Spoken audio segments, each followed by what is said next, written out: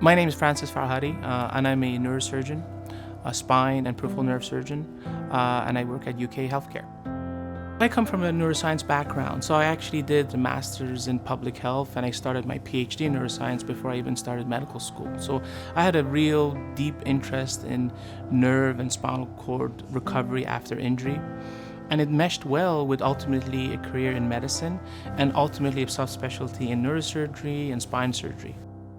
I have been in practice now for 12 years. I've been across the country, and the group of providers we have here at UK Healthcare are really second to none. And we're essentially set up to evaluate patients with all sorts of issues, be it degenerative, inflammatory, traumatic, deformity.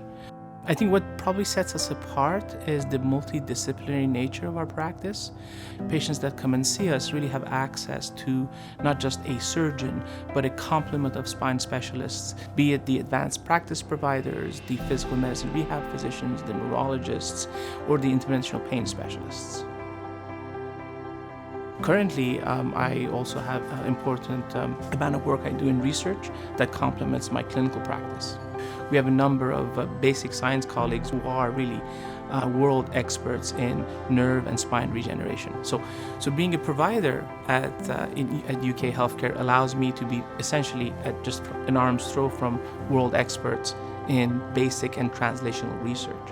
And currently we are actually doing a number of collaborative projects.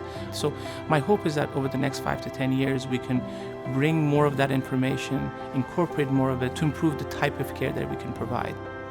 I think having the setup that we do at the Kentucky Clinic with the complement of non-operative providers allows patients to really access us whenever they feel the need. And so that continuity of care, that's really critical for what sometimes can really be a chronic condition. And we have the personnel really in-house nurse navigators that really are able to follow patients up after the in-person visits, and they can ensure that the patient really was appropriately counseled and the follow-ups were appropriately made.